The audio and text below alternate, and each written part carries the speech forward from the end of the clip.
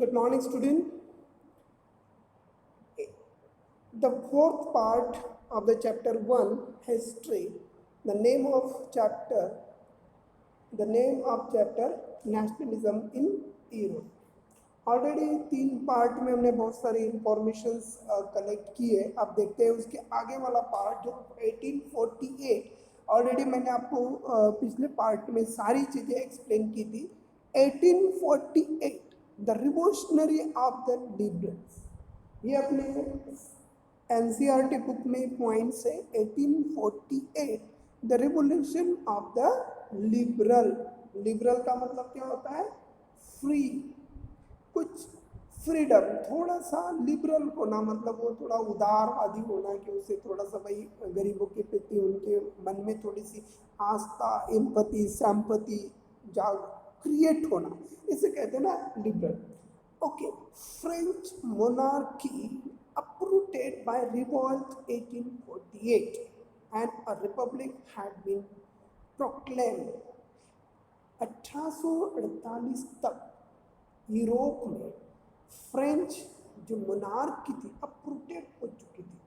अब वो जो रिवॉल्ट हुआ 1848 का, उससे मात्र उसका नुकसान हो गया और वो वहाँ से उखाड़ के फेंक दी गई. और 1891 में फ्रांस का खुद का रिपब्लिक कॉन्स्टिट्यूशन अप्लाई किया गया. 1891 फ्रांस का कॉन्स्टिट्यूशन बना और वही उनकी आज़ादी का भी दिन माना जाता है. जैसे इंडिया में 1950 में इंडियन कॉन्स्टिट्यूशन अप्लाई हुआ, वहीं से हमारी सिस्टम शुरू होती है इस तरीके से. French monarchy uprooted by revolt 1848, a republic had been proclaimed. Demand of liberal middle classes from constitutionalism and national unification. दो डिमांड मिडल क्लास की काफी जबरदस्त उठी थी. दो डिमांड कौन सी? एक डिमांड थी लिबरल की, कॉन्स्टिट्यूशनलिज्म, मतलब देश संविधान के बलबूते पर चले, देश संविधान के मार्ग पर चले. The route of the constitution impose all rules and regulation in the nation. ये चीजें उन्होंने अप्लाई करने की कोशिश की गई थी. एंड नेशनल यूनिफिकेशन, राष्ट्र एक कैसे बने, उसके बारे में दो डिमांड. रेवोल्यूशन जो 1848 में फ्रांस से पहले उखाड़ के फेंक दी, जो मोनार्की अपरूटेड थे उसको उखाड़ के फेंक दिया गया. 14 लुइस को फांसी दी गई, मैरी एंटोनी को उन्हें जिलेटिन करवाया. जिलेटिन का मतलब अपना क्लास 9 में पढ़े होंगे. जिलेटिन का मतलब कि ऐसा डिवाइस होता है जो कट हेड ह्यूमन थ्रोट, इंसान को ह्यूमन थ्रोट काटने के लिए उसको इस्तेमाल किया जाता है. उसके और मोनार्की और वो जो किला था बास्टिल का, वो पूरी तरह से ढहाया गया और फ्रेंच रिवॉल्यूशन सक्सेस हुआ. और 1891 में फ्रेंच कॉन्स्टिट्यूशन अप्लाई हुआ. वो चीज़ें. German professional businessman artisan decided to vote to all German National Assembly. अब क्या हुआ कि जो थर्ड स्टेट में जो लोग रहते थे, प्रोफेशनली, बिजनेसमैन, आर्टिशियन, इन लोगों ने डिसाइड किया कि आप जो वोटिंग करेंगे ना, वो वोट जर्मन नेशनल असेंबली के लिए ही करेंगे. और उसमें जर्मन असेंबली का नाम है फ्रैंकफर्ट पार्लियामेंट. जर्मनी का नाम है, जर्मन जो पार्लियामेंट थी उसका नाम है Frankfurt parliament. Organise in church of saint Paul. Frankfurt एक पार्लियामेंट जर्मनी में अनाउंस की गई और उस अनाउंस में चर्च जो सेंट पॉल थे उन्होंने क्या कर दिया, एक लोगों की मीटिंग बुलाई, पार्लियामेंट की meeting, constitutional draft of German nation. और उस पार्टी में जर्मन कॉन्स्टिट्यूशन अप्लाई करने की कोशिश की गई. And the head of the monarchy subjected to the parliament offered the crown to Frederick William IV. King Prussia का था, उसका नाम था विलियम फोर्ड। तो उन्होंने क्या कर दिया, headed as a monarchy subject to parliament, उन्होंने क्या कर दिया, जर्मन नेशन को अभी भी जो खासकर पार्लियामेंट था उसमें जो मोनार्की सब्जेक्ट था वो भी पार्लियामेंट के अंडर में आए। Offer to crown Frederick William, but उन्होंने क्या कहा कि राजा की सत्ता ही रहेगी और राजा के सत्ता के अंदर में पूरी तरह से पार्लियामेंट चलेगी, जो डेमोक्रेटिक पार्लियामेंट है। वहां के लोगों ने इस डिमांड को, राजा की इस डिमांड को वहां के रिप्रेजेंटेटिव मेंबर ने पूरी तरह से रिजेक्ट कर दिया and join the monarch to oppose elected assembly. और उन लोगों ने, उस मेंबर ने अब राजा के अंतर्गत नहीं तो हमारी खुद की डेमोक्रेटिक गवर्नमेंट बनाने के लिए उन्होंने वहां से प्रयास करना शुरू कर दिया। Frankfurt parliament is a name of German parliament. वहाँ की मिडिल क्लास रिवोल्ट हुई थी 1848 में। जो फ्रेंच मोनार्क के सिस्टम था, फ्रांस में पूरी तरह से उखाड़ के फेंक दिया था, उसी के बलबूते जर्मनी में भी अब जर्मन यूनिफिकेशन होने की बात कही गई थी। और उससे वो अब सेंट पॉल ने मीटिंग बुलाया फ्रैंकफर्ट का, और उसके बाद उस मीटिंग में राजा के अंतर्गत पार्लियामेंट रहेगी, ये बात वहाँ के फेडरिक विलियम ने फोर्थ ने रखी थी। उस डिमांड को उन्होंने पूरी तरह से डिनाई कर दिया। और उसके बाद Germany can be army to be architect of the nation. अब वहाँ की जो खास कर मानी जाती है ना, जर्मनी की जो आर्मी है वही देश की आर्किटेक्चर बनी, वो जर्मनी को यूनिफाइड करने में सबसे बड़ा अहम रोल किसका रहा, तो वहाँ की जर्मन आर्मी का रहा है। किन किन चीज़ों के बारे में बात हो रही है, चलो बात करते हैं। इन में एक ईयर था 1848 का मई महीना था, और liberal attempt to set up constitutional monarchy, Frankfurt was suppressed by monarchy military and junkers. Monarchy military, जो राजा की मिलिट्री सत्ता थी, वो उन्होंने उखाड़ के फेंकने की कोशिश की, और जंकर जो राजा के जो खास मेहमान थे, जैसे लिबरल्स लोग, जंकर्स लोग थे, in middle class unite Germany को तैयार करने में काफ़ी तरीके से उन्होंने हेल्प किया। एक डोमिनेटेड क्या होता है जंकर्स का मतलब, सिक पॉलिटिकल डोमिनेंस पीपल, जो खासकर उस पीपल के अंडर में आते थे वो। After the failure of German national assembly, Prussian chief Otto von Bismarck to lead the German unification. 1848 में जो जर्मनी में जनरल जर्मन नेशनल असेंबली बनाई गई थी, वो जर्मन असेंबली को राजा के अंतर्गत काम करने में बिल्कुल भी इंटरेस्ट नहीं था, तो वो पूरी तरह से वहाँ जर्मनी में फेल हुई। इसी बात का फायदा उठाते हुए ऑटो वोन बिस्मार्क, जो जर्मनी का father of the unification of the Germany मानी जाती है, उस पर्सन ऑटो बिस्मार्क ने जर्मन यूनिफिकेशन करने का बीड़ा उठाया। और उन्होंने क्या कर दिया, जर्मन यूनिफिकेशन करने के लिए 7 साल 3 वॉर 3 युद्ध ऑस्ट्रिया, डेनमार्क और फ्रांस, इन लोगों के साथ लड़े, क्योंकि वहाँ की फ्रांस के लोगों के हाथों में भी कुछ जर्मन पार्ट था, डेनमार्क के हाथों में भी कुछ जर्मनी का एरिया था, और ऑस्ट्रिया के हाथ में भी कुछ जर्मन का पार्ट था। इन 3 बड़ी एम्पायर से ऑटो वन बिस्मार्क ने 3 वॉर किए, और वो पूरे 3 वॉर 7 ईयर तक चले, और 7 साल के बाद जर्मनी का एरिया इन तीनों एम्पायर से दूर करके, उसको एम्पायर को हटा के वहाँ के जर्मन यूनिफिकेशन बनाने की बात कही गई थी, और वो जर्मन यूनिफिकेशन पूरा हुआ। और पहला जो राजा बना जर्मनी का यूनिफिकेशन होने के बाद, Kaiser William, king of Kaiser William Prussian था, उनको become emperor of united Germany, और उसको पहला राजा बना।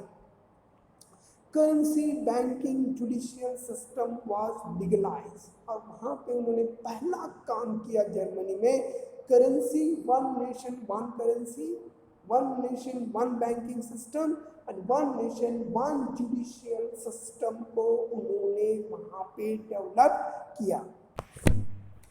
Making up Germany and Italy, कैसे उनका यूनिफिकेशन हुआ इसके बारे में हम बात कर रहे थे। अभी मैंने आपको जर्मनी के बारे में तमाम चीज़ें बताई हैं, फिर से कुछ चीज़ें आती है तो आप उसको देख सकते हैं। ऑटोमन बिस्मार्क आया, nationalist feeling of wide spread among middle class is 1848, और united different region of German confederation nation state elected parliament, the liberal initiate nation building was however repress the combined force of the monarch, military support and large landlords, junker, जिसे land owners कहते हैं, जो हमारे जमींदार को junkers कहते हैं ना। और Prussia from the Prussia took the leadership of the movement and national unification. Is the chief minister of Otto Bismarck was the architect of the process carried about the army bureaucracy. 3 wars was 7 years चला, Austria, Prussia and France, ended of Prussia victory, completed process unification of Germany 1871 में बना, और कैसर William Germany के पहला राज्य बना, जो पहला यूनिफाइड राज्य बना उसका राजा कैसर विलियम बना और डेमोक्रेटिक था। इटली यूनिफाइड कैसे हुआ इसके बारे में बात करते हैं। The failure of revolutionary uprising both of 1831 to 1848, 1831 से 1848 के दरमियान जो बातें हुई थी वो सबरीना और पिरामिड एक रूलर, दोनों में काफ़ी ज़बरदस्त स्ट्रगल हुआ। साउथ इटली और नॉर्थ इटली ये दोनों पार्ट एक दूसरे से डिवाइडेड थे।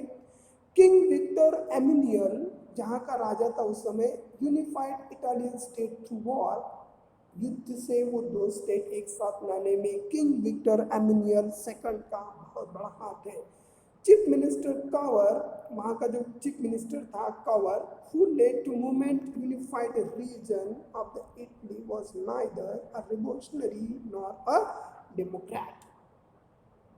किंग विक्टर एमिलियल सेकंड, उन्होंने फ्रांस की नॉर्थ और साउथ इटली इन दोनों फेडोमेनाट और सर्दिमिना इन दो स्टेट को एक साथ मिलाने के लिए कोशिश की गई।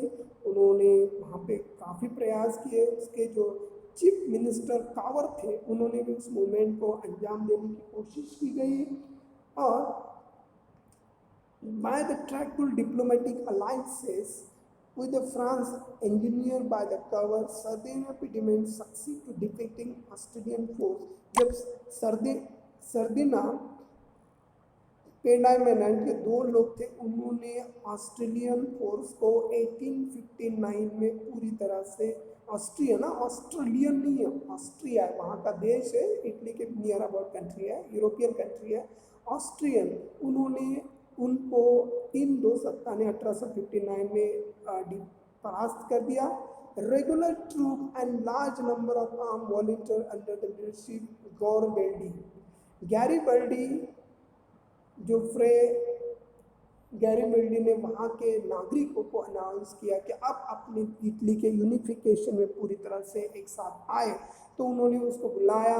1816 में गैरीबल्डी के नेतृत्व में ये मूवमेंट शुरू हुई। दे मार्च साउथ इटली, और उन्होंने साउथ इटली पर पूरी तरह से अटैक किया। The kingdom of two Sicilies and succeed winning the support of local peasant, और वहाँ के गैरीबल्डी को वहाँ के पीसंट ने पूरी तरह से हेल्प किया, and succeed the winning of support local peasant in order to try off Spanish rule. And 1861 Victor Emmanuel II was proclaimed the king of United Italy, और इस तरीके से इटली में यूनिफिकेशन कंप्लीट हुआ। ये 5 मार्क के लिए क्वेश्चन है, आप उसको लिख के रखिए। विजुअलाइजिंग द नेशन, क्या होता है विजुअलाइजिंग द नेशन? देखो, nation began to portray in the female figures called allegory.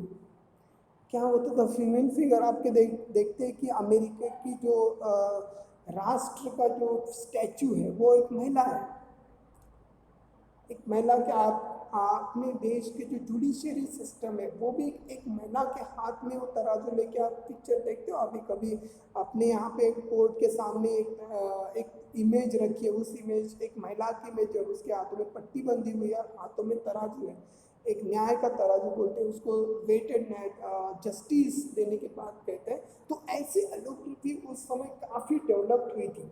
A number of poets employ allegories to visual nation and representing either person or object. किसी भी देश में nation को unite करने के लिए पोयम का होना बहुत जरूरी होता है। जैसे वंदे मातरम एक हमारी पोयम थी, उसको गीत हमारे देश के लाखों लोगों ने अपने जबान पर लिया गया। आप देखते हो कि नेशनल एंथम रविंद्रनाथ टैगोर ने लिखा था, उस समय देश का वो नेशनल एंथम बना वंदे मातरम। सारे जहां से अच्छा जो गीत लिखा था वो अपने देश की ग्रेटनेस के बारे में बताता है। वैसे भी यूरोप में एक विजुअलाइजिंग नेशन का मूवमेंट चला, जो कवि थे पोएट्री थे उन्होंने अपनी लेवल पर उसको डेवलप करने की कोशिश की गई। Two examples of allegories taken France and Germany. France was personalized Marine and Germany was personalized Germania। इन दो चीज़ों को डेवलप किया गया और इसके बारे में ज़्यादा जानकारी चाहिए तो नीचे एक वेबसाइट का एड्रेस दिया है ब्रेंडी http://brandy.in। क्वेश्चन नंबर 10493819 पे क्वेश्चन नंबर दिया गया है, उसको पढ़ सकते हैं। जो क्लास के लिए क्लास 10 के लिए वेबसाइट खासकर बनाई गई है। ओके, तो मरीना एंड जर्मनी ऐसे दो कॉन्सेप्ट आपको देखेंगे। इस गीत से ही फिर आगे चल के देश का यूनिफिकेशन रहा। How did liberal nationalism stand for? क्या लिबरल की कोई स्टैंडर्ड्स थी? क्या उनकी कोई अपनी आइडियोलॉजी थी? यस थी। As of the national unity of early 19th century Europe were closely allied ideology to liberalism. The terms liberalism derived from the Latin root liber meaning free। जो वर्ड्स थोड़ा सा पिछला पार्ट थोड़ा सा छूट गया था उसको मैं एनालिसिस कर रहा हूँ कि लीबर का मतलब फ्री होता है। From the new middle class liberal stand for freedom individually equality before all law. Political emphasize the concept of government in consent. Since the French Revolution, liberalism had stood for the end of aristocracy, clerical, plebiscite constitutions, and through parliament. 19th century liberal also stressed innovative private property. Last part of the chapter nationalism and imperialism, ये concept है। अब हुआ क्या कि nationalism के concept तो हर एक में डेवलप थी, लेकिन नेशनलिज्म के साथ साथ दूसरों पे भी अपने अधिकार जमाने की बात कही गई। और इसमें 4 पॉइंट आते हैं, ध्यान। उसमें एक बाल्कन वाला पॉइंट आता है। बाल्कन को यूरोप का हार्ट माना जाता है, heart of the Europe. The Balkan considers is a region of modern day Romania, Bulgaria, Albania, Greece, Macedonia, Croatia, Herzegovina, Slovenia, Siberia, Montenegro, ये and their liberty broadly known as slaves। और India, उस समय India भी इसमें नाम आता है ना। ये सारे कंट्री के नाम जो है ना आपको कह रहे हैं, ये यूरोप में एक छोटे छोटे पार्ट में एक यूनाइटेड के रूप में बांध होते हैं और इन सातों कंट्री को बाल्कन एरिया माना जाता है और ये यूरोप के बीचों बीच है, इसलिए उसको हार्ट ऑफ यूरोप माना जाता है। इसीलिए बाल्कन का area United Nation Organisation UNO ने सुरक्षित घोषित कर दिया, एक बफर स्टेट घोषित कर दिया कि इसके ऊपर कोई आक्रमण नहीं कर सकता है। उसको पूरी तरह से यूनाइटेड नेशन ने प्रोटेक्शन दिया है। पहले नहीं था, क्योंकि इस एरिया को हर कोई देश अपनाना चाहता है। इसी कारण फर्स्ट वर्ल्ड वॉर हुआ, इसी बाल्कन के कारण सेकंड वर्ल्ड वॉर भी हुआ, क्योंकि वो बाल्कन एरिया एक कंजेस्टेड छोटा सा एरिया था, 9-10 कंट्री को मिला के एरिया था और वो छोटे छोटे कंट्री में लोग रहते थे। इन एरिया काफ़ी इफेक्टिव और मिनरल भरा था। इस एरिया पर सब लोग अपना साम्राज्य बनाना चाहते थे, तो इसके कारण यूरोप में हमेशा इन एरिया के लेकर टेंशन बढ़ता रहता था। इसी के कारण फर्स्ट वर्ल्ड वॉर भी हुआ, इसी के कारण सेकंड वर्ल्ड वॉर भी हुआ। तो यही एक रीजन था. The matter words, the word of because Balkan was also sense of big power rivalry, son of feeling nationalism spread and situation become very unstable. अब इस बाल्कन एरिया में क्या हुआ कि कभी एक साम्राज्य के पार्ट हुआ करते थे, अब वो आज़ाद होने के लिए थे. आज़ाद होने के लिए उन्होंने मूवमेंट शुरू किया था और हर कोई देश उस मूवमेंट को हेल्प करना चाहता था. जैसे सर्बिया ने कुछ अलाउ कर लिया, बल्गेरिया, अल्बेनिया, ग्रीस, मॉन्टेनिया, कार्डिया, बोस्निया, हर कोई, सोल्विया, सर्बिया, मॉन्टेग्रो, इन कंट्रियों ने आपस में क्या करना था, आपस की अपनी वहाँ के लोग जो राज सत्ता थी उसको उखाड़ के डेमोक्रेटिक गवर्नमेंट बनाना चाहती थी और इसके लिए उन्होंने प्रयास करना शुरू कर दिया और हर कोई लोग इसमें इंक्लूड होकर उसको हेल्प करना चाहते थे. इससे यूरोप में हर दिन सत्ता का टेंशन बढ़ा रहा और इसी का रूपांतर 1814 में जब 1914 में फर्स्ट वर्ल्ड वॉर हुआ, इसका मेन रीजन था Balkan area. When the Ottoman Empire initiated nationalism in Balkan state. अब क्या हुआ कि ऑटोमन जो एम्पायर था coolest initiated nationalism in Balkan state. उनको नेशनलिज्म राष्ट्र का दर्जा देने की बात ऑटोमन एम्पायर ने की थी. During the period there was intense rivalries among the European power over trade and colonies as well as naval and military right. In 1848, the liberal attempt to set up constitutional monarchy, Frankfurt was suppressed, the monarchy, military and junkers. After the failures of German National Assembly, already a part आ चुका है. National Assembly ये German unification का part है. Persian unification 7 साल युद्ध चला और Persian कैसर William वहाँ के जर्मनी की यूनिफिकेशन बने और currency banking judicial system liberalise किया गया. ये जर्मन यूनिफिकेशन का पार्ट है जो ऑलरेडी मैं आपको एक्सप्लेन करा. So this is the overall chapter. Balkan area, Slavs under the control of Ottoman Empire, one by one different nation. अभी थोड़ी सी मैं एक शॉर्ट स्टोरी आपको बता रहा हूँ. one by one different nation allies declare of independence through struggle and later become an area of conflict among the nationalists. European power further complicated the situation. Countries like Russia, Germany, England, Austria-Hungary extended their control over Balkan area. Afterward, they was struggling to prove their trade and military right of course. इस तरीके से Europe में Balkan issue बना. Balkan issue 5 mark का question है, उसको बहुत अच्छे से लर्न करना है. लास्ट जो स्लाइड है वो जर्मन यूनिफिकेशन की है, थोड़ा सा याद है. ठीक है, तो ये ओवरऑल चैप्टर है. आज हम पूरे चैप्टर को देखें. सबसे पहले क्या क्या पार्ट हमने देखे उसके बारे में बात करते हैं. Rise of nationalism in Europe, French revolution and idea of nation, measures of introduction develop collective identity, Napoleon code, the making of nationalism of Europe, liberal nationalism, new conservatism, true of trading Vienna of 1815, features of conservative regime, the revolutionaries, age of revolutions, romantic immigration, national feelings, hunger, hardship, revolt, the revolution of the liberal 1848, the making of Germany, the unification of Italy. हमें Britain का part उसमें नहीं include हुआ है, आप Britain का part खुद पढ़ लीजिए, उसी के लास्ट पेज में दिया हुआ है. उसमें ग्रेट ब्रिटेन की इंफॉर्मेशन अच्छे से दी हुई है. आयरलैंड, वो तीनों एक शॉर्ट स्टोरी बताता हूँ. ग्रेट ब्रिटेन का जो आइडेंटिफिकेशन कैसे हुआ, इसमें 3 स्टेट थे, स्कॉटलैंड, आयरलैंड एंड इंग्लैंड. इन तीनों के अंदर इन तीनों के अंदर यूनिफिकेशन की प्रोसेस चली. बाद में लैंग्वेज की प्रोसेस चली और द लेटर कैथोलिक, वहाँ के कैथोलिक लोगों ने, प्रोटेस्टियन और कैथोलिक, इन दोनों में काफ़ी स्ट्रगल हुआ और इन दोनों के में 1801 में Ireland was into the pharmacy of United kingdom और वहाँ से इंग्लैंड एक यूनाइटेड किंगडम के रूप में, यूके के रूप में जन्म लिया. इस तरीके से शॉर्ट स्टोरी है, आप उनको पढ़ लीजिए, उसमें है. So visualizing Balkan and nationalism of imperialism and nationalism, ये तमाम चीज़ें आपको एक्सप्लेन कर दी गई है.